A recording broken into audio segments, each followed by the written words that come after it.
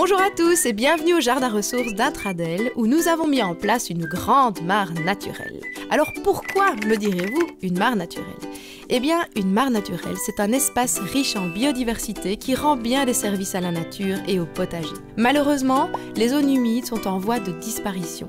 Or, elles abritent quantité de petites bêtes et d'espèces animales et végétales importantes pour l'équilibre naturel du jardin. Et c'est cet équilibre naturel qui vous permettra d'éviter l'utilisation de pesticides. Alors, si vous aussi, vous avez envie de réaliser votre propre mare naturelle dans votre jardin, voici les grandes étapes. Première étape, déterminer l'endroit idéal et délimiter le terrain. Chez vous, à la maison, choisissez un coin dégagé et ensoleillé. Évitez la proximité directe avec des arbres de grande taille et privilégiez un terrain plat ou à faible pente. Priorisez surtout une parcelle humide qui ne présente pas un intérêt biologique particulier et si votre terrain présente déjà une cuvette, eh bien, profitez-en. En 2, déterminez la superficie et la forme. Ici, au Jardin Ressources, la place ne manquait pas, on a pu se faire plaisir et faire une belle grande mare. Mais sachez qu'à la maison, une mare à partir de 2 à 3 mètres carrés a déjà tout son intérêt biologique.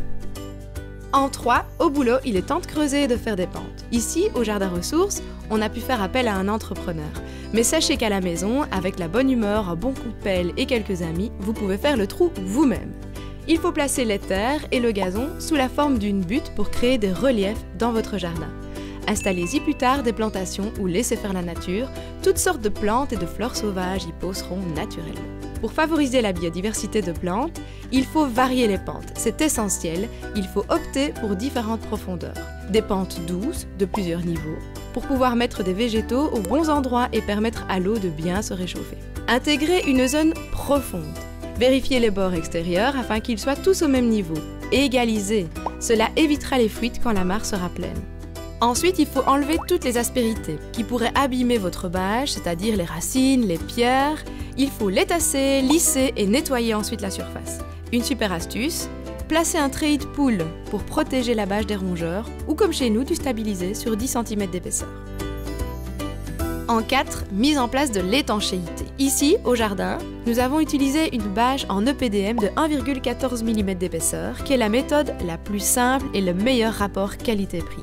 Il existe évidemment toutes sortes de techniques pour l'étanchéité. Nous développons ces techniques dans un PDF ou lors de nos formations. Toutes les infos sont disponibles sur le site du Jardin Ressources. Après avoir répandu une fine couche de sable ou de stabiliser comme nous l'avons fait au jardin, étalez la toile géotextile pour éviter la remontée des racines et les frottements qui vont endommager la bâche.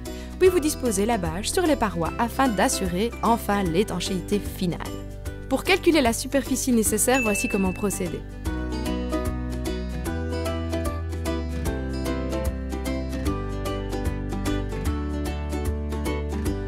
Dernière étape après avoir posé la bâche, recouvrez-la d'une fine couche de substrat pour que les plantes s'enracinent. Le substrat est constitué de 50% de sable de Rhin et 50% de terre.